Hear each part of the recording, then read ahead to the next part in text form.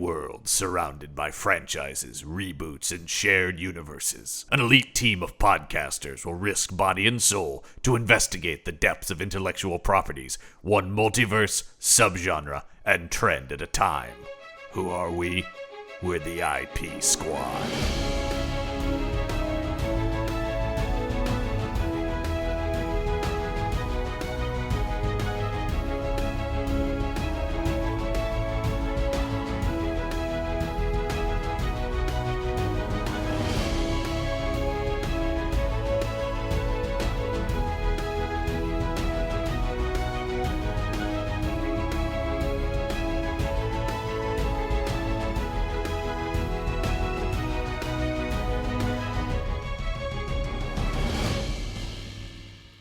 Welcome back to the IP Squad and our ongoing investigation into films based on the Sherlock Holmes stories, or at least partially inspired by them, as is the case this week. I'm John Campbell. Joining me, co-host of the Jones Boys, is Brendan Jones.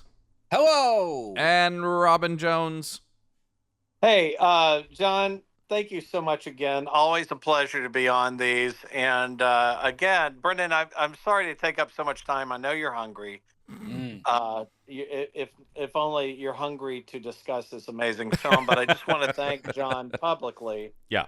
For having this backdoor pilot to our new podcast, Kinnear, where we talk about both Roy Kinnear and Rory Kinnear. And today, of course, we're focusing on Roy Kinnear. Whoa. I thought we were talking about Greg Kinnear. I should just see myself out. I never agree. I thought 100%.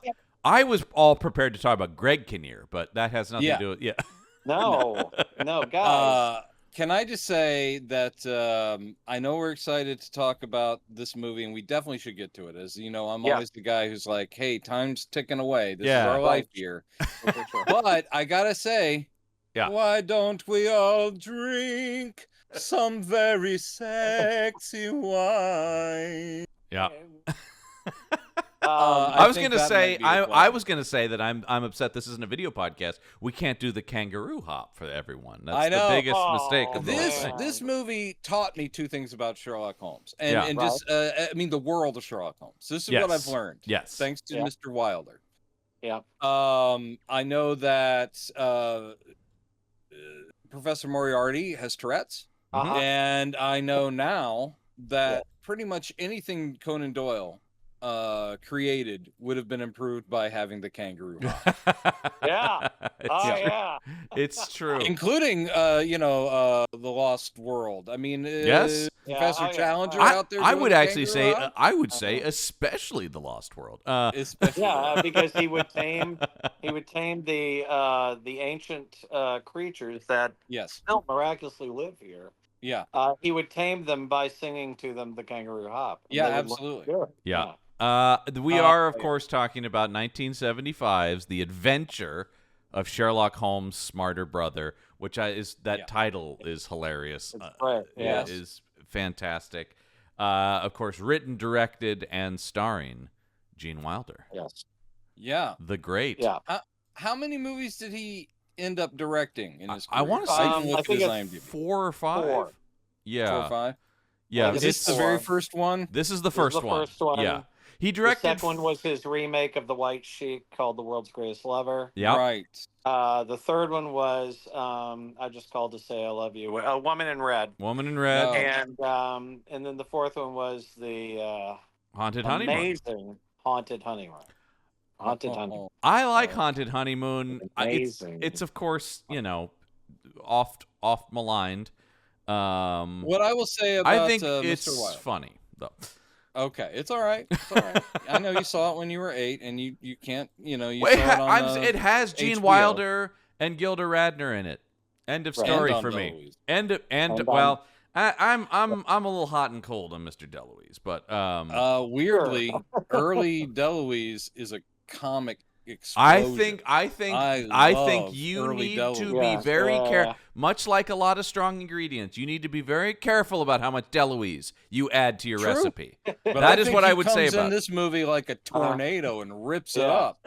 And watching his performance in this thing, I sit there going like, oh, I love Robin Williams, Mm-hmm. but his performance as the King of the Moon in Baron Munchausen, Yeah. he borrows a lot from this performance. Oh my God. Yeah, Oh, yeah. shots fired. No, Hot take. I'm That listening is to shots it. It's fired, not just the 'cause- broad Oh, my Italian God. accent. 'Cause It is the way that he's delivering it, and the I don't know that speed I and don't all know No, that and I know, can. I know we need to talk about this movie, Yeah. but I just want to say that to your point about just the right amount of DeLuise, Just yeah. the other part of that ancient prophecy, Mm-hmm. I believe Nostradamus was the one who said it, was you should never combine a DeLuise and a Nelson Riley. Oh No, no. And filmmakers of Agreed. Cannonball Run 2 Agreed. Yeah, they made that Too horrific, much. I would posit apocalyptic mistake. Too much. Yeah, It's yeah. just too much Yeah. for anyone. No, that's too Too filling. much. Yeah, it's just Too much. filling. Yeah, indeed. you just but yeah, somewhere I will say I do enjoy how much Burt Reynolds enjoyed Dom DeLuise, and that's just Well, sure. nobody Yeah. thought he was funny. All the clips are just this guy. Yeah. Gene Wilder was a genius. Oh, yes. We need to get that right out of the way. Yeah. I will Yeah. say Yeah, that yeah. not as good a director, though. This is not badly directed at all. No. But Fine. the energy of a Mel Brooks is missing here. I think yes. I think this movie has brilliant bits. Yes. And what was always great about Gene Wilder, brilliant bits of business Oh yes. Yeah. as a story and a movie, not as good as Young Frankenstein. But how can you reach that height? How can you reach I that concur. height? I concur. Yeah. Doctor. There are very funny bits all through this movie, but as a movie, I'm sitting there going, My hot take was this is a movie wherein everyone is Gene Wilder. Every single character is Gene Wilder. Like John Le Mesurier, the older British actor who plays the Lord, who has Oh, yes. a thing. You watch him in other things where he's giving comedic performances. Your salt and pepper, if you will, your dad's Wow. army, if you will. wow, okay. And you see a guy who's very understated and things. He has this great talent for sort of muttering asides and things like that. He's really sharp that way. Michael Palin was a huge fan of that guy, and I think put him in The Missionary. But my point being, in this film, is the only time you'll see John Le Mesurier go, whoop! Actually, the wolf is, I mean, maybe that is a Gene Wilder thing, but I was sitting there going, of course, it's also in Young Frankenstein, and Yeah. it's Madeline Kahn doing it, and Right. but I'm sitting there going like, oh my god, I think we need to return to a day where film comedies have someone going, woof. Yeah. I was- or the Leo McKern thing, or whatever that. Well, that's the barking Tourette's. sound was. Yeah, that was the Tourette's. The to your point about the return to a day of film, this is just a movie where it's just like I can't fathom anyone making anything with this energy today. So that's I think a little bit also why I agree with you, Brendan, about it's like I don't know that it really works as a movie like narrative, but there's just such lunacy at play here that what a pleasure it was to watch this, right? Where you just go every scene. That was my point. Was every scene, everyone has some kind of Wilder business that they do. Yes. So at the end of the day, I would agree with you, Brendan, for maybe pacing for Mel Brooks, but at the end of the day, this is a very cohesive universe that he has created.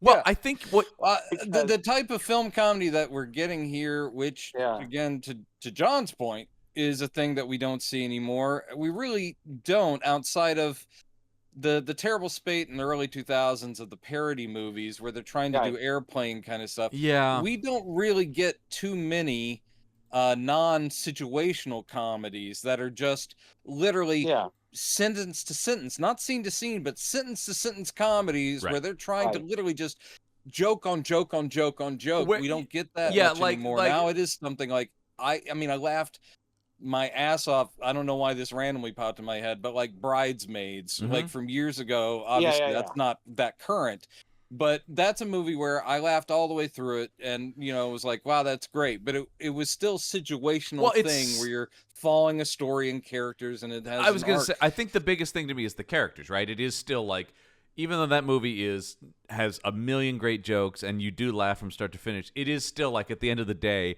about real people on some level having an emotional experience. These aren't human beins. No, this isn't a movie. This movie will sell out any character for the sake of a joke. And you just accept, and the Mel Brooks movies are like that. Although I will say, I think it's interesting to see when you bring up the thing about not having Mel Brooks. It's very hard to not compare it because, of course, Gene Wilder was such a collaborator of his. But, they both co-wrote Young Frankenstein. I think what you see when you get this is separated into their pieces. You're like, oh, that's the stuff Wilder brought to Young Frankenstein. It is a lot of the sillier stuff, a lot of the just out-and-out goofiness, whereas Brooks likes the more ribald humor, the more like jokey joke stuff. But whereas this one has Gene Wilder grabbing Madeline Kahn's boob for like 18 minutes. It does. I'm just saying it's very interesting to see though when you. I mean, there's a Venn diagram, right? But it is interesting to see where they each lean, and I do think in terms of I do think Brooks is also more needs to be a little bit of a story in there, Gene. And I will say this. We did get Mel Brooks collaboration in this because he does ADR for one scene. Yes, he does. He does the ADR for a guy who clearly doesn't talk like that I know. before he goes through that door. And then all of a sudden, then suddenly it's Mel Brooks. Yep. Yeah. I like that this movie is... I actually think that Mel Brooks... when you said he's the more historian, is that what you said? Did I say that? More of a story. More of a story guy. Yeah. Yeah. Oh, okay. Because in this, clearly Gene Wilder with like writing a couple of these movies is like, I have a love of this genre. So here he is doing his take on Sherlock. And he comes up with a pretty brilliant premise of it. And Sherlock Holmes skates through this movie still being Sherlock Holmes, which is actually great. It's not disrespecting the legend of the guy. I have some a guy who had played Sherlock Holmes and some things. I do have some trivia on that point. This was not a Gene Wilder concept. It came to him from Richard Roth, who was he a producer on this or a studio head? Yes. Yeah, producer Richard Roth. Came to him and just said, hey, you've done the Western, you've done the Young Frankenstein. What if you did a Sherlock Holmes? And Wilder apparently said, I don't really want to make fun of Sherlock Holmes. I don't really see where that would be funny. And he goes, just think about it. And when he came back to him, he goes, have you been thinking about Sherlock Holmes? He goes, no, I haven't been thinking about Sherlock Holmes. I have been thinking about his extremely jealous brother, Siggy, though. Yeah. And so it's exactly to the point that you bring up, Brendan. He was like, I have too much reverence for Sherlock Holmes. But I will happily make fun of ridiculous comedy into the world of Sherlock Holmes. But of course, Moriarty is also cartoonishly handled. Yes, but he doesn't seem to have the same reference for Moriarty that he does. No. Although when you do get the whole thing where it's just the thing of him going like, it's good that I'm a math professor, and he's like that whole scene of going, and then I carry the A. And he goes, wait, do I multiply? You get the whole joke where you see his chalkboard and every math problem is wrong. Yes, his chalkboard where it's 4 plus 4, 9. Yeah, every single one of them is wrong. Yeah, it's just once again gags in this too with him doing funny. Every time it's like someone's approaching the door and he goes, come in, Miss blah blah blah. And it's always the landlord it's guy. It's always the guy from Are You Being Served who played the assistant with the high voice. Mm-hmm. He's like going, I told you not to tiptoe around outside my door. What do you have? You have feet like a cat. And keeps calling him like darling, or it's like, I'm sorry, darling. Well, I love the bit too where he hears Madeline Kahn kind of says, he goes, and she's about to knock on the door. Yes. Right. Yes. Right. Now. Yeah, now. Like he oh my God. He has it a little bit, but he's not quite got the timing of a Sherlock. Yes. Or just the idea that the whole the bits where Sherlock helps out Siggy. My favorite one was while the car is about to drop on her. Yeah. And Sherlock Holmes is doing the sand. And he's in his face. And I had forgotten that was a thing. And I'm sitting there watching it by myself, just screaming with laughter. Just they're each singing to each other, and he just because obviously it's not a visual thing, he just keeps waving like a little closer. I completely forgot about Albert Finney's cameo.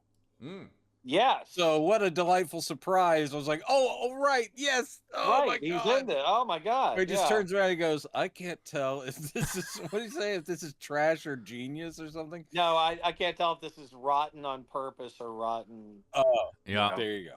Look, here's another thing too. Another hot take. Any movie improved by the presence of a Finney. Oh yeah, period. yeah. Oh, yeah. Doesn't matter. 100%. Yeah. So I will stay at a 007 corner, but point out that he was great in a Bond movie, and I'll move on. You should probably move on. Yeah, no, but I was going to say, well, it's great that Hercule Poirot showed up to help out. That's right, yeah. A meeting of the great detectives. Yeah, so... No, I had hoped I would not have to say it myself. I just love the whole setup, too, where it's like, Sherlock is like, yeah, I have to go away for a while.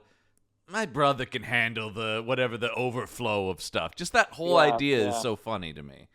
And the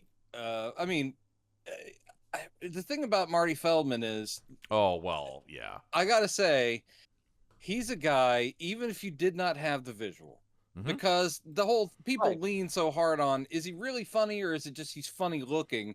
But no, his comic timing is just great, and his physicality is great. Yeah. So, but he actually gets a more decent part than Igor thing. I think this movie in particular leans to, will answer your question about is he funny or funny looking. Yeah, he's very, very funny in this movie. And he's a the good way he does, character. like when he a totally different character. The voices when he's repeating back. Yes. Oh, I mean the whole idea of he has a photographic sense of hearing is photographic sense of hearing, and then the way he goes, is there a street named Cheddar? And he just goes through because he's taking the train, and he just goes alphabetically.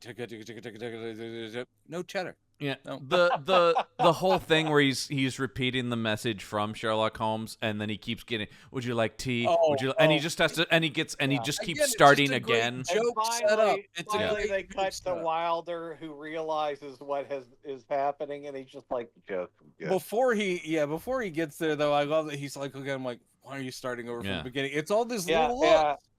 And it's very subtle. Like, it's very, very subtle. Well, some of these jokes are dumb if it weren't for these people. And we haven't even gotten to Madeline Kahn yet. Well, we got to because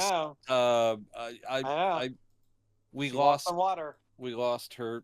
One of the great. One of the absolute. Well, we lost all these people, Brendan. Voice. We lost all of them. We lost all of them. I know we lost Brendan. all of them, but every now and then it just hits me. It's like, she could have gotten like a late career comeback thing. Well, Feldman died at 48, man. I mean, they're all, you know, that's a real bummer.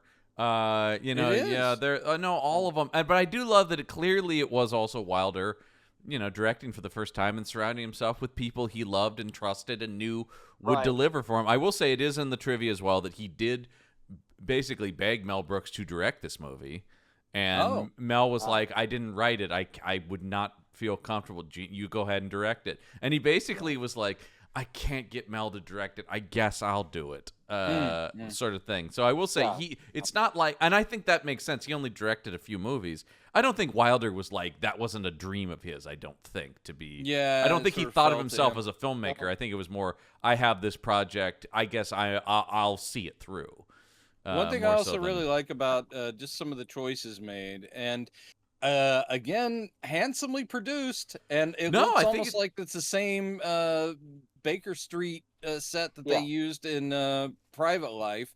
I think it was still somewhere, and because that, like the buggy chase scene, I was like, oh, very nice. Yeah. So it looks good, yeah. But I love the fact that they're just using their normal voices. They decided not to go with British accents. I was like, there's no explanation. Yeah, Madeline Kahn is doing sort of the Mid-Atlantic thing that she occasionally would do, but she's not doing British, and he is just clearly not. He is Sherlock's brother.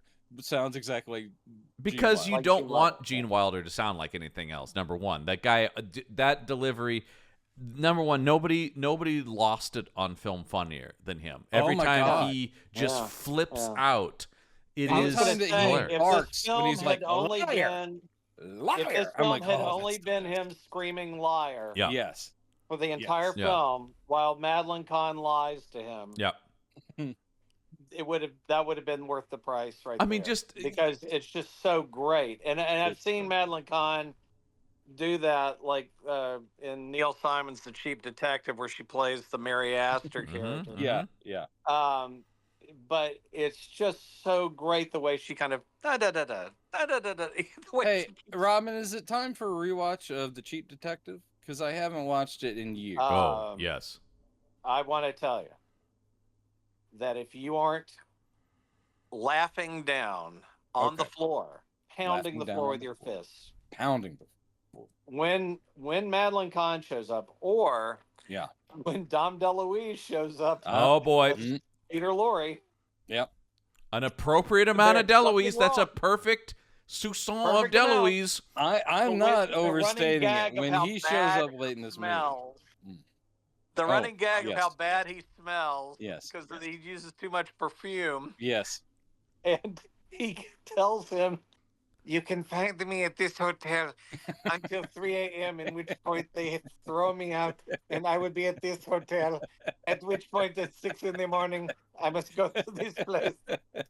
Oh, my God. Brilliant. It's the best. Okay. It's the All fucking right. best. So, It's the best. all right, Pull that it's out. I'll over. pull out I've got the Peter Falk comedy collection on Blu-ray. Oh, Yeah. So you just keep watching all the marbles over and over again? 'Cause it's your favorite? Again and again and again. No, that surprises no one. I'm a Falk devotee. I think he was one of the greatest he's dynamite. ever I think it's of all time. pronounced devotee.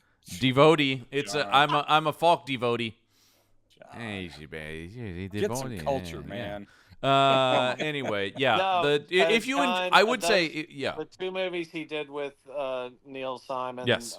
Cheap Detective, Murder by Death, They are both in are that. two of my favorite. They are both movies, in the and aforementioned box they're set that I have. Okay. All right. Veering back to Sherlock Holmes. Yeah, the I will say Smarter though, Brother. just Yeah. as that for that recommendation, if you enjoyed this, you should check out The Cheap Detective, a parody of a different 100%. kind of detective movie that's also very fun. Look, we're being educational. Yes, Watch we are. those movies. They're Watch delightful. those movies. But yes, the entrance of Madeline Kahn into this movie and Liar. the talk about Liar. another thing that really tells you Gene Wilder wrote this. The idea that he is trying to prove who she is by back and forth, just them singing the barroom songs.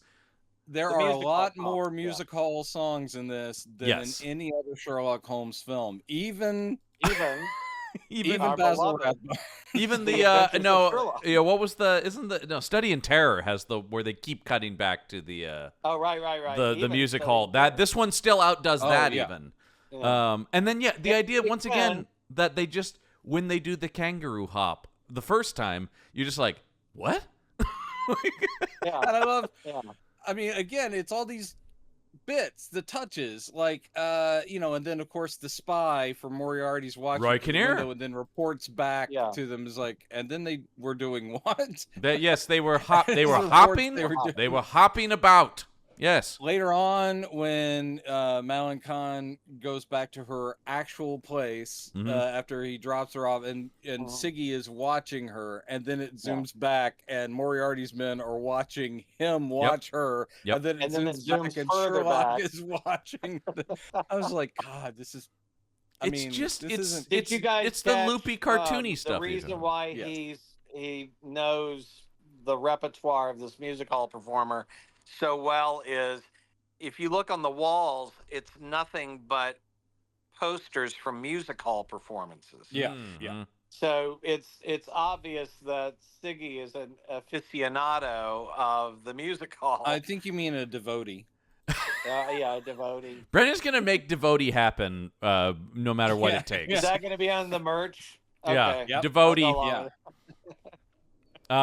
with it. Speaking of another gag that I love like that is the thing about, oh, Watson, I've told you about my brother. Well, you've told me about Mycroft. And then he has to move the plant that is overhung Yeah, on the and picture to cover where Siggy is. gun. It's like, oh, no, of course The I had a brother gun. the whole time. That little kid holding the gun. Yeah. Yeah. Oh, no, And didn't Sherlock, I? it- Surely I've told But you my about favorite him. thing is you look at Sherlock sitting there between these two guys and he just goes, I cannot wait to leave this house.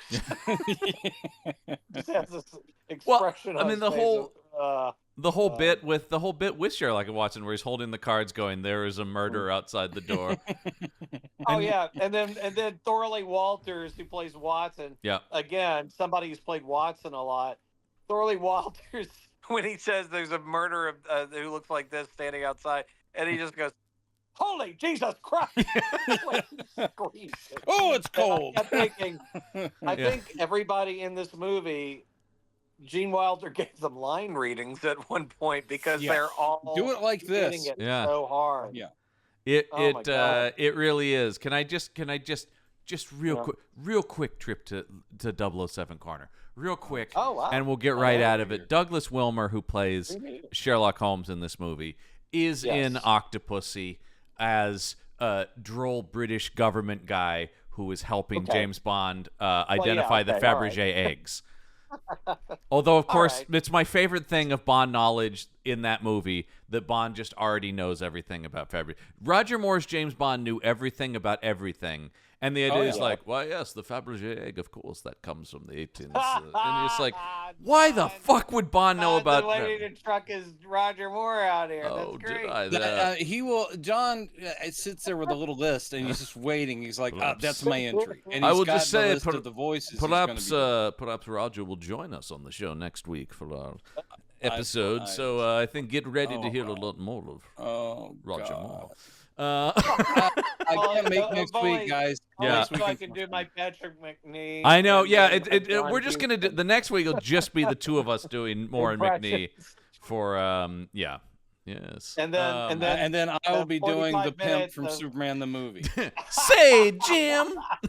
Whoa, that's a bad out. By the way, and then 45 minutes of me just talking embarrassingly. I want to give a shout out to a friend of the show, Ibrahim Mustafa, and we always talk about. Tom Mankiewicz wrote that movie, and he wrote Live and Let Die, and in both, he has a black guy in some go, "Hey, Jim," and we're just like, this is just Mankiewicz's idea. Mankiewicz, that was urbanity. Yeah, exactly. Yeah. Which is why when Hugh Wilson went to Mankiewicz and said, "I need an African-American DJ for this radio sitcom idea I have." Yeah. And he said, "Oh, I've got it. Venus Flytrap." And he calls everybody Jim. Say, Jim. He calls everybody Jim. Yeah. Man. Even though it's not their name. Baby, if you ever wonder. Wonder whatever became of man. Me. Now, see, don't get me set off on. I'm just gonna up doing a rewatch of that, and it's the best. There you go. It's the best. I love that show. Anyway, back to this movie. Yeah, let's talk about Venus, the actual. Could you explain magnets to me? We've talked. All right, guys. Now I have to get us back on track. I will say I do every Thanksgiving watch that turkey drop episode because it's one of the funniest things that ever happened on television. Thanksgiving more than that. True. All right. In the Constitution. It is. That's actually what we're celebrating on Thanksgiving. Gordon Jump's best delivery, the shining peak of his career. To God. Yes. Thought turkeys could fly. Where to God I thought the turkeys could fly. The sheer horror on it's genius. Anyway, back to this movie. When they were creating that episode of just Different Strokes, the creator said, "That's my pedophile." Anyway. The bicycle shop owner. Half a season. That's my pedophile. I think that they shot more episodes than aired. What people don't remember about that Different Strokes episode was it was a backdoor pilot. That's what people didn't know actually. And the use of backdoor is really disturbing. Larry? Come on, man. Larry? Oh, come on. That's my pedophile was right there. Anyway. Life? Are you kidding me? We've lost all listeners. I want to talk about the actual plot of this movie because we have talked about because I will say, and I think appropriately so, the mystery is very light. Oh yeah. It is really just a matter of this letter and that letter and sort of doing a switcheroo. Alan Kahn's character is being blackmailed over an indecent letter. And by Dom DeLuise. Because she is the headmistress for the foreign minister's children. She's the governess. Yes. The governess. Well, I mean, yeah, that's right. She and is also engaged to the foreign minister guy. The blackmail is you have to steal this this document, which is politically charged, that's in his safe, given to him by Queen Victoria herself. And I do love the I mean, just once again, the sheer goofiness of the opening scene where he gets the thing from the Queen and he drops and it rolls down this. Oh, sorry about that. Got to get it back. Whoop, whoop, you know. The way he was practicing nervously the line he's going to say, and of course it ends up being very inappropriate the way it comes out, and he just goes woof, woof, and then just Queen Victoria going shit. Yes, Queen Victoria the bit of business again. It is essentially that this movie is nothing but business. It's all business. She claims that she's actually the daughter of the foreign minister, but that's actually. After she's claiming to be the music hall performer who died 12 years ago and all this kind of stuff. So all that eventually becomes Moriarty wants this politically charged document. But I will say nothing will top the chocolate scene. Nope. For me. Because it's hilarious and his full mouth acting is brilliant. If you want just a snapshot of what John Lemonnier to lick his hands as he's talking to him. I mean, it's just. If you want an example, though, like that is a real encapsulation of like Wilder's gift as a comedic actor, right? Is just that ability to be so in the silliness. Once again, to not play to the silliness, to just. Live it, play it real in this totally cartoon world. And he really, I mean, that's why he was Willy Wonka, right, too? I mean, it's the same thing. Like, this guy just, this is a crazy world, and he's just like, this is where I live. There's a weird intensity to him that always is just made him different. Yes. Where, obviously, in Willy Wonka, I doubt any other performer ever could have given us that. Nope. I think he's insane. Yeah. He's delightful. He's warm and charming. He's now terrifying. It's the thing. Right. Now he's cold. They said, what was your, because you're known for being a method actor. That's right. Mm-hmm. What was your motivation for that character? Well, I just thought I should be scaring the shit out of these kids the whole time. And you're 100%. Because it's the thing about, and not to bag on him or even the movie necessarily, but when you get Depp doing it in the Burton movie, it does feel like he's playing at the eccentricities. And I love Depp, and I think also desperately seeking for his own take. Mm-hmm. You can watch him saying he is doing something different. Avoid being a copy. And I'll give him Tim credit Burton for and that. him were like, we just went back to the books, and you're like, okay, that's respectful. No, I don't think that movie's a disaster, but it's a little like. No, it's fun. I watched it with my kid when they were growing up. I mean, amazing visuals. I don't think that we ever needed Willy Wonka's origin. And that was, I was like, then Timothy Chalamet said, "Hold my beer," because you want his origin, baby. Yeah, exactly. Now I'm not old enough to drink beer, so you're gonna have to I actually have not seen that. I know beer. I've had several people tell me how much they love that Wonka movie. I actually haven't seen it, but some people really, really like that Wonka movie. I'm glad for them. Yeah, I just absolutely no. That was it held zero appeal to me. But and that's I like him. I love Chalamet. I think he's a great actor. But yeah, why don't you marry him? I will. I will marry him, but only I will. I will marry Chalamet, but only if he stays in character as Bob Dylan the whole time. Oh boy. Man, I actually get ready for some emotional abuse. I will say though, he is. I don't know what you want from me. Yeah, man. I was surprised how much I liked that movie. He was very good. All the actors in it are very good. Yeah. I mean, that was my problem with it was just. What more do I need to see about Bob Dylan really in my life? I thought that did it for me. I thought that was a good snapshot, and actually, it's the Edward Norton stuff that worked the best for me in it. Yes, 100%. Yeah, that prosthetic forehead was really good. I swear to God, I was like, it's the leader. It's How did the Hulk turn into the Bruce Banner has become the leader? This land is your land. Yeah. Anyway, obey me. Yeah. Oh boy. Can I just mention very quickly that Lobot is in this movie? I mentioned this last week. Lobot is in this movie. Lobot's in here. John Hollis, who I think actually the thing about him being Lobot is just I think he's in every movie that's shot anywhere near England. Sure. His credits are just. I don't know what you're talking about. Who's Lobot? From Empire Strikes Back. Robin. From Empire?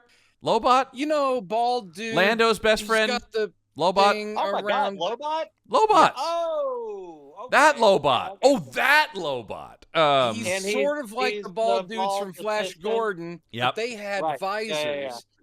Lobot has around the back. But you know of what's the interesting? Same guy, Brendan. He's one of those guys with the visor in Flash Gordon. Yeah. Isn't that crazy? Yeah, Lobot. Yeah. He's also one of the. I like the idea that. Was it Mel Smith? Is the other guy?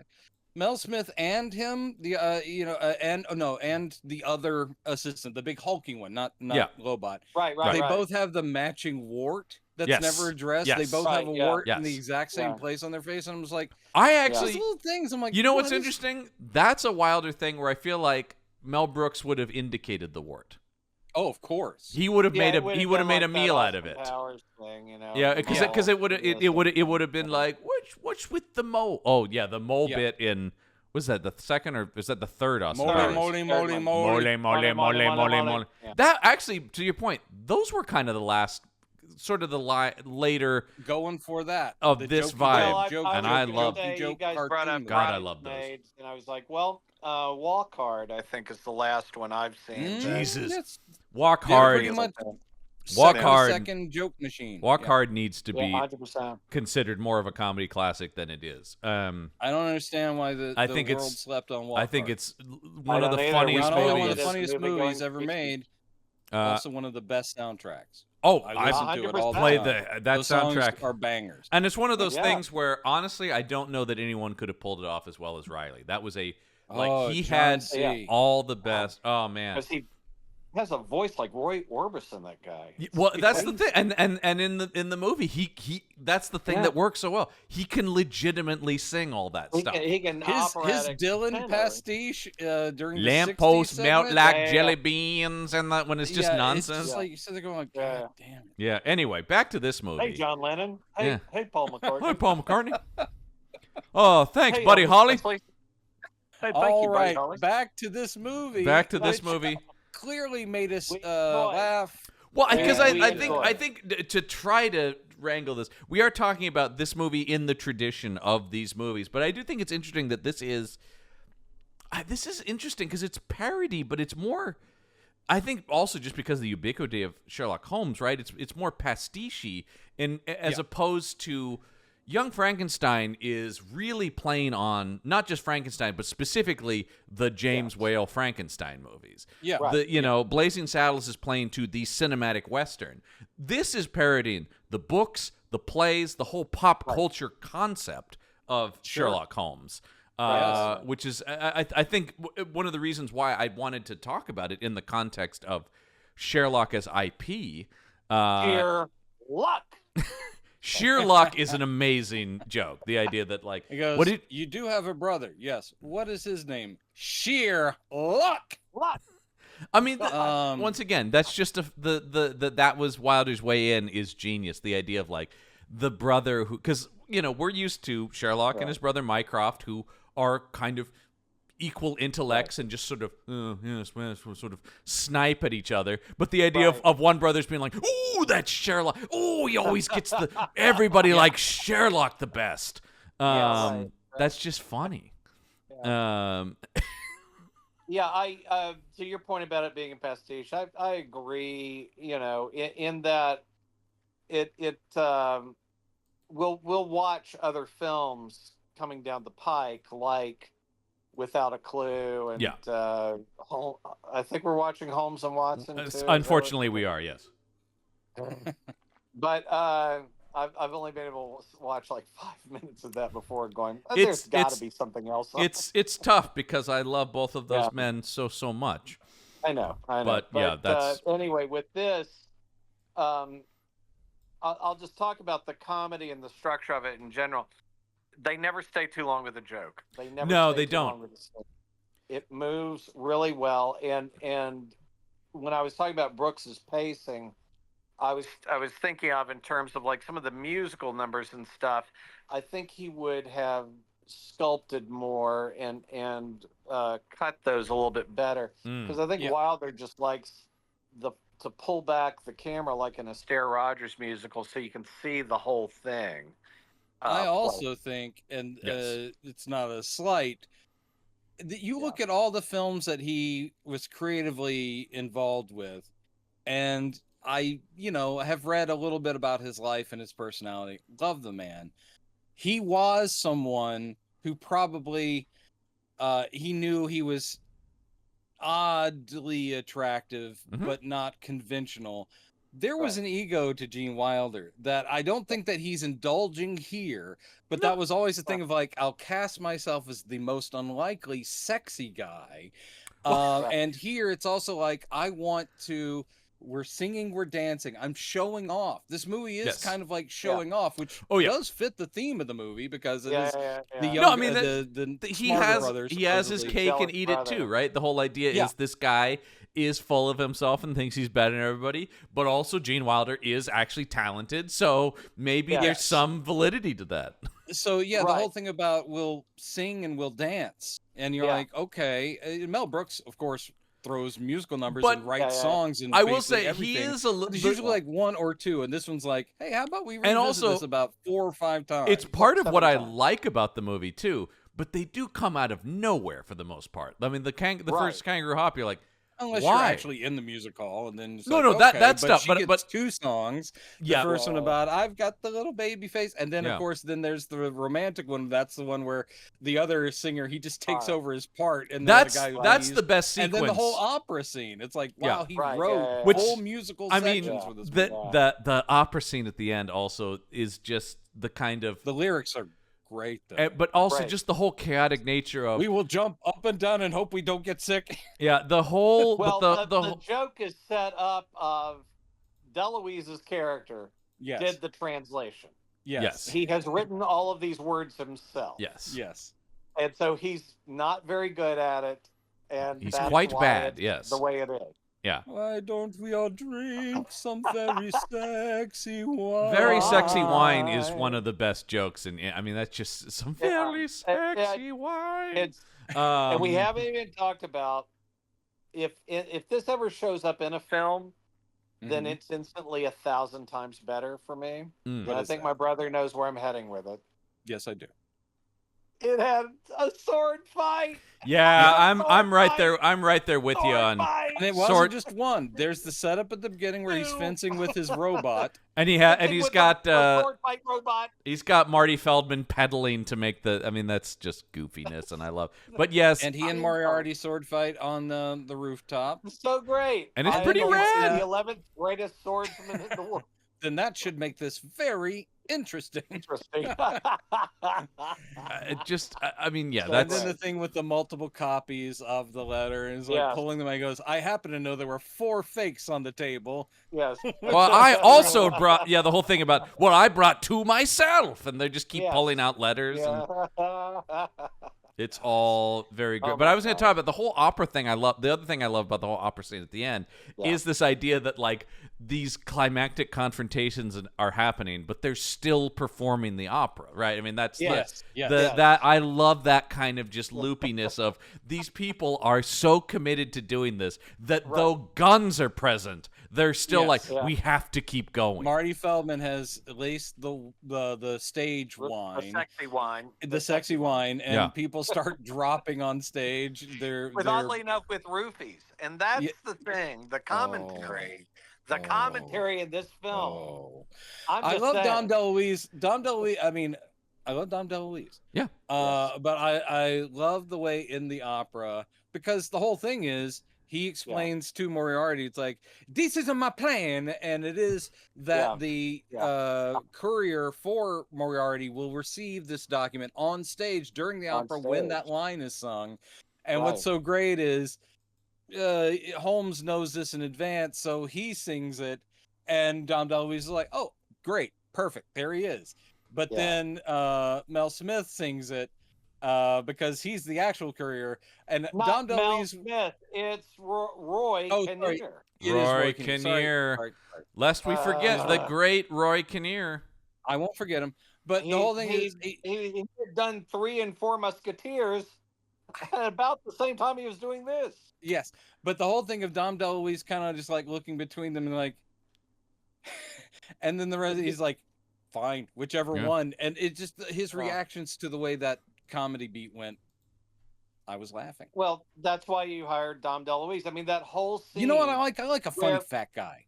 Every movie needs a funny fat guy. This one has and two. A guy whose eyes are. Yeah. This one has 2 though, because it's got Roy Kinnear and Brendan, Dom DeLuise. Why did you think that I've put on weight? Is it because I can't control my impulsive eating? No. Or is it that I realized it's that thing? It's that thing I struggle with being cast, which is I'm too fat to be a leading man, but not fat enough to be a funny fat guy. And so I think you need to wear smaller coats. Yes, fat guy in a little coat. Guy in a little coat. Man, don't even get me started on the loss of that funny fat guy. Where DeLuise is explaining to Leo McKern, who we have been talking about as Moriarty. Yes, and Leo I'm McKern telling you right now, brings it. Yep, the greatest Leo McKern comedic performance. Beating Help, you losers, you Beatlemania losers. I love the Beatles, but Help is a hard watch. Yeah, I don't have a lot of affinity for that one. He is amazing, and yet you feel when he's working with DeLuise in that one scene, he's like, the day that he knew he was shooting it was, I've got to really bring it here. I mean, I need to bump it up quite a bit. And he does. And there's bits where you're like going, that has to be... Yes, and the shit out of this scene. There has to be some improv in there. At the one point, the Dom DeLuise just reaches over, just sort of grabs his nose, and then he takes his fingers away, and then he like smell. I mean, he's just doing weird stuff. It's great. He's like, it's insane. What are you doing, Dom? There's lots of stuff that, if not improvised, feels found on the day in that sort of way, where you're like. Like all of a sudden, I've exhausted myself. I'm going to take a nap. Oh, I will too. Yep. You know what? You look tired. You need a nap. Yeah, there's once again, it's all just. It feels like this was, and I think maybe that's another thing about Wilder being the director here is Mel Brooks. It's all very calculated insanity. Here it does feel like Wilder is letting people maybe play a little bit more than Brooks might. Because Brooks is obvious, and that's not a slight on either one of these guys. I think that's just a difference in their approaches. Mel Brooks, there's a pattern to a Brooks. You can't, screw around with that too much. That whole thing at the very beginning, he also, of course, he is writing this from a Gene Wilder perspective, so it's all his brand of comedy. Yes. But like we said, he found the right people because he trusts them. Well, and he also found great people that hadn't been in like I was going to say, but before. We didn't talk about Roy Kinnear, who did I'm not Willy Wonka yet, with him yet. Yeah, go ahead. I know, hang on. Yeah. But the whole thing with where you got Madeline Kahn, and she does the entrance, and it's like, who are you anyway? And where he's already said, you're not that performer, and blah, blah, blah. And where she goes, my name is blah, blah, blah, and I'm both happy and sad. Yeah. Like, this is my character, and I'm both happy and sad. Yeah. No, I mean, I think that's where like what John said is where we see the difference between Mel Brooks and Gene Wilder is that Brooks likes, because he's a trained sketch comedy writer. Oh yeah. He likes beginning, middle, and end. It's very precise, right? It's like controlled chaos. Yeah, and it is pretty tight. His scenes don't just sort of ramble off, and that's brilliant. I love that about his movies, of course. But here it does Good feel writer, that guy. Mel Brooks, you say? Yeah, I guess he's all right. I highly recommend his memoir. You guys are going big. If people haven't read his memoir, it's great. You should check it out. It's wonderful. Well, I think Wilder's big thing, and you see this in his later the woman in red specifically, is that he liked the lady in red? No, it's woman in red. It is You're woman right. in red. Sorry. Lady in red is I the drink a lot. is the Dillinger. I just keep thinking of it as I just called to say I love you because that song drives me insane. But the thing that he really wanted in his later work was a lot of unabashed sentimentality. He loved open-hearted. Yeah. But you see it creeping in this film and in World's Greatest Lover. But this film and World's Greatest Lover are about 1,000 times funnier and tighter than Haunted Honeymoon or Woman in Red or any of the stuff that he did later on. By the way, can I petition out to, I don't know if anyone from Kino Lorber or somebody's listening. Somebody put out World's Greatest Lover. That one is very hard to find. They've never done like a nice edition of it. Challenging with songwrites because I think that may be the case. Harry Nilsson wrote songs for that film, and he appears in it. Because after watching this, I was like, I want to watch that one again, and I was like, oh man, you really have to like. I mean, this you talked about. I know you guys ended up. We have not revealed to our audience how. At least you and I watched this thing. Well, actually, how Brennan you watched it. I've tracked that down for you. I do actually have the Kino Lorber of this movie. But no, which is out of print. It looked like I would have to order it off of eBay for. Yeah, it's out of print now. I got it long ago when it came out. But that's what I'm saying. It's like, but at least someone did like clean it up and put it out in some capacity. Right. It was very nice. World's Greatest Lover is just nowhere. Yeah. Nobody's really ever thought to. It's easier to find the last remake of Beau Jest. But Kino Lorber did put out Haunted Honeymoon, and I don't. My brother. Yeah. Wow. Not a Wilder film, but Marty Feldman in another parody kind of thing. You're like, oh yeah, there you go. And I was gonna say, like, Kino Lorber put out Haunted Honeymoon. They put out this. They may have put out Woman in Red. I don't know.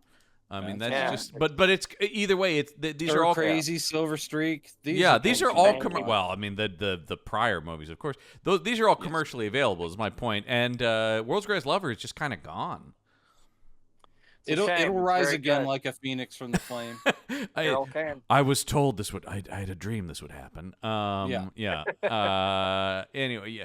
Actually, Woman in Red doesn't seem to have like a nice Blu-ray, which I'm surprised about. Well, it's not that. Yeah, I'm not on board with it.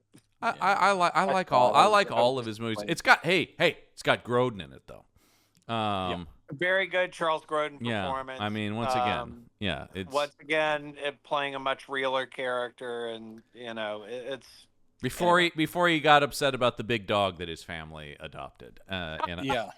Yeah. We're not a dog. Damn you, family. Beethoven. We're not a dog family. For that child he has to take care of, who looks like Martin. A 42-year-old man. Yeah. By the way, just quickly, that's my Charles Grodin, specifically from Beethoven. Is just Okay. Yeah. That's a Grodin sound. That's a micro. We call that a micro impression. Yeah. We're not a dog family. All right, moving on. So back to the Sherlockiness of it. Gaddafi's not a country. He's the leader of Libya. So as a Sherlock Holmes film. As a Sherlock Holmes film, I don't know that it really delivers on that level, per se. And it probably isn't the first parody or comedy Sherlock Holmes film. It is a fairly big budget and well-known Well, I mean, what you've got, I mean, it's not exactly, but I mean... I would assume that sometime in the 40s and 50s, somebody somewhere, because Sherlock Holmes movies have been made almost every other year in countries across the world, so I'm sure we've missed a few it's not... Sherlock Holmes. I mean, even something. I mean, look, Buster Keaton did Sherlock. Sherlock. I bet there's a carry-on Sherlock. Well, I was gonna say, but like Buster Keaton did Sherlock Jr. back in the day, which is not exactly a Sherlock, but is certainly still playing in the imagery and pastiche of Sherlock Holmes. So, I mean, and in books, Arsène Lupin did a like Sherlock. Oh no, Sherlock Holmes. Yeah, they didn't even. And that was just to avoid copyright. It's not done as a parody. No, I mean. He wanted to do it for real. Yeah, he really wanted to pair Lupin against Doyle's creation. Yeah. And Doyle got pissed because Lupin would often be written by his author as smarter than Sherlock. Would beat him occasionally. And Doyle's like, no, You don't come for my boy like that. No. And he's like, fine, I'll just change his name to a clearly understood pseudonym. I do think it's once again, it's interesting as we talk about just how instantly iconic Sherlock Holmes became. Yes. To the point that everybody knew the tropes of these things, and you could even make a movie like this, where you're like, "What am I parodying?" In this movie, the concept Sherlock of Sherlock sometimes Holmes. is not on is not seen on camera except for his pipe, and that alone is just indicating everyone already knows who that is. It's a great gag too. If the pipe is seen in silhouette, we know it. Not even a deer stalker, it's not like that. This movie is like, no, we don't need that. Yeah. As long as he has the pipe, we know who we're dealing with. He has a deer stalker when he's walking towards the train before they come out. Yes, that's right. Yeah, on their way out of town. Them dressed as women, and Watson still with his full mustache, and them just carrying on talking the same. I love the made cut me laugh. too, because we're seeing them through the train window. They have gotten into their seats, and the spy is watching them. But we immediately cut to the inside of the train, and now it's two older women who look nothing like them in their clothes. It's a great bit. It's like, how much did he give you? It's like, 5 pence. And then they walk out, and they are the worst looking women. Of course, Watson still has his big mustache. Yeah. Right. But and they're not even like go right up to the spy. It's like, they're not even light. They're not even doing. By the way, it said red herrings for sale that the guys got. Which was so funny. That was great. But Brendan, you didn't bring up. I'm stunned that you didn't bring up the obvious parody in the '60s of Jerry Lewis's film, The Family Jewels. Well, in which case, at one point you see a cousin who is Sherlock Holmes. Yeah, Sherlock guy. Look, I'm not a huge fan of Family Jewels. I'm not a huge fan of Boeing. There are plenty of movies I will not bring up when I talk about my love of Jerry Lewis. I think I have those once again in a box set, but wow, you got the good ones. No, I'm joking. No. I mean, no. What I have is the box set that just has everything. It's not. It's not. It's not a. There's a Jerry Lewis box set that he authorized, and he does the commentary on them with his good friend Steve Lawrence. Oh, of course. Are you kidding me? You must watch these. Yes, it's great. What does Steve Lawrence have to contribute to movies he's not in? He needed a guy, and I guess Charlie Callis wasn't available to just sit there and go, "Oh, that's good, Jer. Oh, I like. Oh, that's really good." Oh, I do love. Stella Stevens. Did you do her, Jerry? Yeah. No, at the time you would think, but no. I wanted to. When Stella Stevens' name comes up, the music briefly quotes Stella by Starlight, and Steve Lawrence starts singing along to it. Oh boy! Of course he does. How could he not? How could he resist the urge? Lawrence. I'm just saying, guys, if we want to do an IP squad of just I don't think Jerry Lewis counts as IP, but on board. Martin and Lewis maybe. But well, not all those are great. No, they're all great, Brendan. Every single By the end, when they fucking hate each other, and Yeah. You can't tell. I'm trying to sing a romantic song. Oh Jesus, Jerry! Camera pans over to Jerry doing something with a monkey. He's making faces at a monkey. Faces at a monkey. Come on now. Who wants to go see that? I look at you. I don't see nothing but dollar signs. Yeah. Green all right. Let's talk about as we wrap this up here. Let me talk about the year 1975. The Gold Diggers, everybody. It always gets back to, no matter with every Dean Martin impression, it has to end with the Gold Diggers, everybody. And begin with, how'd you all get in my dressing room? Yeah, how'd you all get Anyway, moving on. Anyway, let's talk about 1975 in film. I'm going to give you here are the top 5. This, believe it or not, was successful, but not quite. It wasn't up there with Jaws? It was not up there with Jaws, which of course is number 1. Actually, I do have here the top 35 highest grossing movies in 1975. Where do you? It's on here. I will list them now and tell you each their log line. No, in the top 30. It is in the top 35. Where do you think? Top 35. Where do you think The Adventure of Sherlock Holmes' Smarter Brother placed? 34. Okay. Oh. Not a lot of faith. I'm going to be a little bit more generous. I'm going to say 21. Oh, pretty close, Brendan. 18th. Oh, okay. The 18th highest. This movie made $20 million on a $2.5 million budget. Pretty good. pretty good. Our parents didn't let us see this one, Brendan. No. They did let us see Young Frankenstein when it was re-released a year earlier. They didn't want you. To see that. They were worried about you guys seeing Gene Wilder. I was 5 years old when you're watching Young Frankenstein. Young Frankenstein, yeah. I don't remember it. I was gonna say this one does have a lot of Marty Feldman and Gene Wilder ass in it, so Yes. And you just more than I was counting on. Good. And also just some prime cartoon ass slapping sound effects. Yes, yeah, they're great. And one, I will say this, they don't go overboard, but I like the orchestrator's like, oh, man butt. And he just keeps like going like, oh, great. While and they've got else is like, I think that's Kenneth Williams who does that, and he was a very big theater comedy guy who Maggie Smith and Judi Dench both claimed taught them everything they knew about comedy was working with Kenneth Williams. Okay, so all right. I don't think I'm wrong. Well, good about job, that, Kenneth, because those women are delightful. They talk about in Tea with the Dames, a great documentary. Anyway, okay. All right, yes, as aforementioned, Jaws, number one by far, numbers no one had ever seen. Once again, every time I go back to these older movies, the box office is so fascinating because you just the variety of movies. Because Jaws is number one, and then number two was One Flew Over the Cuckoo's Nest. Yeah, absolutely. And that was a blockbuster, though. You're like, that's crazy to think about. Yeah. Then Shampoo, especially because it has that closing scene where Samuel L. Jackson comes in and says, there's a whole world of crazy people out there, and he's starting a crazy guy group. I thought he was going to say, I'm tired of these motherfucking cuckoos in this motherfucking nest. But then Shampoo is number 3. Sure. Dog Day Afternoon. I mean, these are challenging. These are all 75, right? Yeah, these are all 75, and these are challenging works, Sure. And then, of course, in 5th place, certainly more in the realm of what we're talking about here today, The Return of the Pink Panther.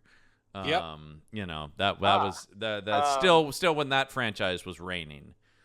And Brendan, you and I got to see The Pink Panther Strikes Again.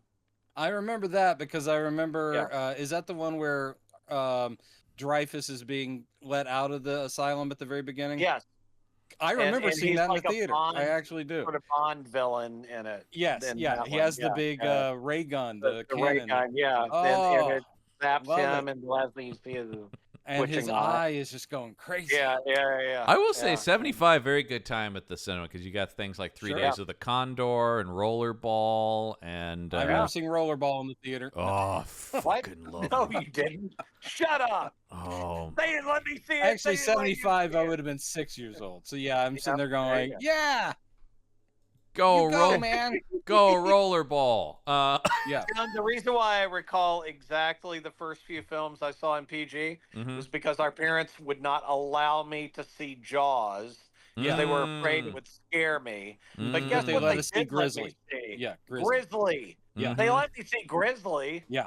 Well, actually, I think Brandon, you've talked about that before. You didn't see Jaws, but you saw the knockoff. I saw a knockoff. Yeah. Which is actually on rewatching as an adult, it's really just boring as hell, and it's not that gory. So they made the right call. That's a PG movie. Yeah. At the very end, you see a bear paw because they couldn't get an actual bear to do it. Knock a horse's head off. I will say, if you were a fan of my old podcast, The Action Show, we did review Grizzly. We did review Grizzly 2 on there with George Clooney. A young Clooney. All right. Let's finish up here with some highs and lows. Here's a high. This comes to us from 541 Crowley. I hope a descendant of Aleister Crowley. Sure. And is probably grieving the loss of Ozzy Osbourne. Yeah, man. Yeah, absolutely. Or Hulk Hogan. I'm not. Hey, either one, man. These were icons of the wrestling too. Yeah. You don't know. Here we go. The title of the review: one of Gene Wilder's best films. This is Gene Wilder at his best. It is one of my all-time favorite films. If you ever wanted to be a movie star, this is the film for you. Okay. Shows the struggles. Oh, wait a minute. This is not. This is the wrong review, isn't it? Perfect. Sorry. Which this wait, is what- I think which- what this is is this is clearly Is the this world's is greatest lover? yeah, I think this guy's reviewing the world's greatest lover. Let me back Okay. up here. Wow. Sorry, I clicked on the wrong thing.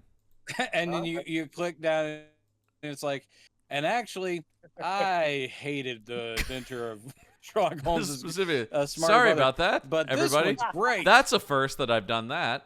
Wow. That's okay. Okay, how about this you one? can cut this out, by the way. No, You I know, you won't got- though. you got I a lot won't of though. power. I never will. I don't want to cut these. All right, this comes to us from P. Lillis. This one is about Sherlock Holmes' Smarter Brother. The more times you see this movie, the more you'll like it, is the title of the review. There are a select few movies that I enjoy each time I watch. I enjoy more each time I watch them. The Adventure of Sherlock Holmes' Smarter Brother is one of them. I've seen the movie over 20 times, and I laugh out loud every single time. Every main character in the movie gives a great performance, and the comedic trio of Gene Wilder, Madeline Kahn, and Marty Feldman is at its best in this film. Dom DeLuise's performance as the opera singer is a gem as well. The film marked Gene Wilder's first attempt at movie making without the help of Mel Brooks, although the film stays close to Brooks' style. Wilder overall uses more subtle humor. I'm going to back at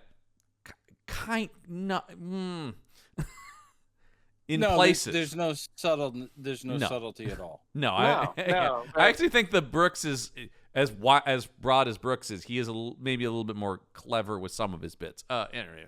Yeah. Bottom line, if you're a fan of Gene Wilder's earlier films, then this movie should end up being one of your favorites. 10 Absolutely. out of 10 stars.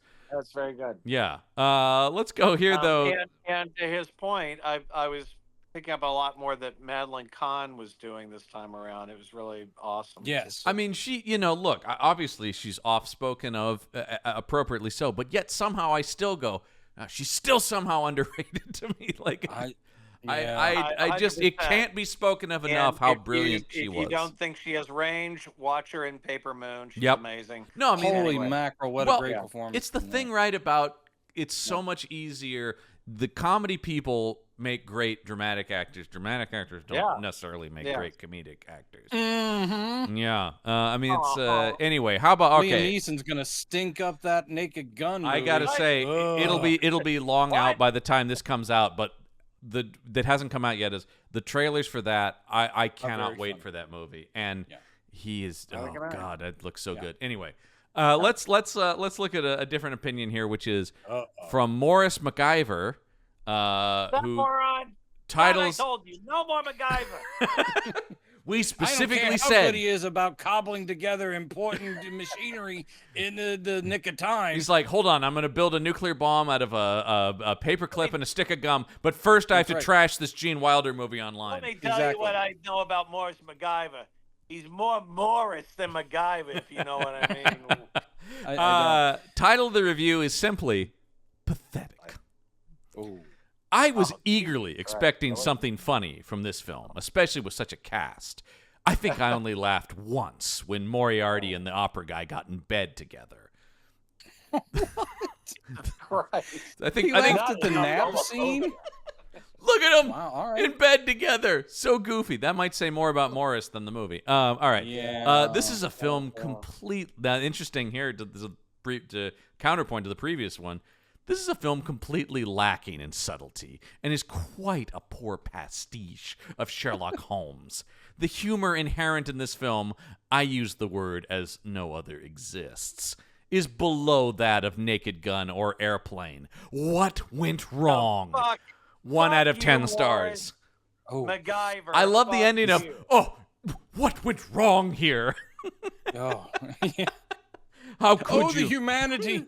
I'm trying to understand a world where you're like, I expected good from this cast, but didn't. It's like, so you like these 3 people, but not this movie? That's weird because they're all doing what you would want them to be doing. You know, it's like, it's really. Yes. Right. What were you expecting them to do? Like at worst, I feel like the worst you can say about this movie is like, oh, it's pretty standard. You know, it's got some bits, but whatever. You know, if you really, but like the idea of just like, oh, nice try.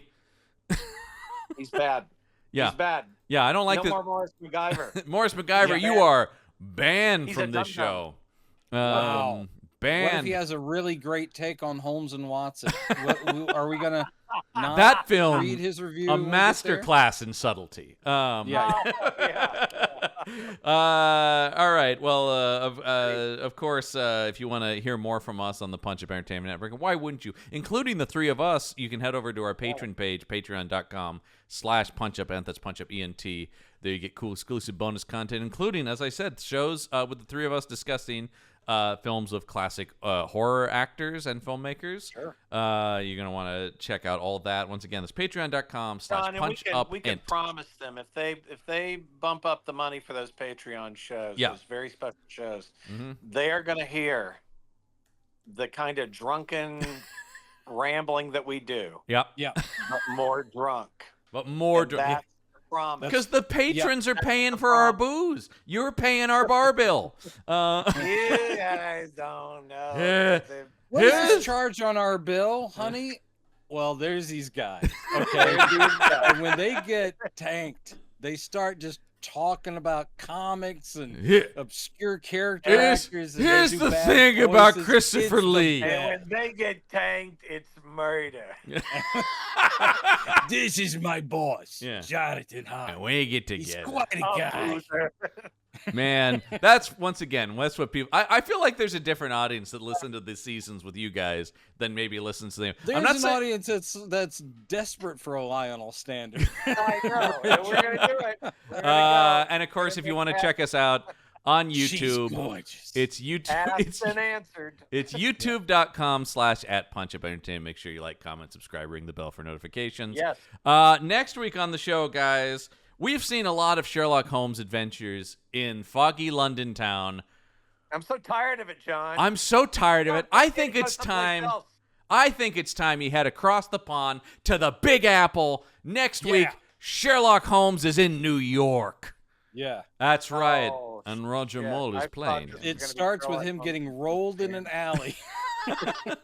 I tell you, Watson, these New Yorkers are no funny business. Sherlock Holmes. There were times, I do declare, that I sought some comfort there. Yes, that's right. We will get from the whores on 2nd Avenue, Watson. We will get Roger Moore as Sherlock Holmes. We will get Patrick McNee as Dr. Watson. And very excited, we will get John Huston as Professor Moriarty. John Huston.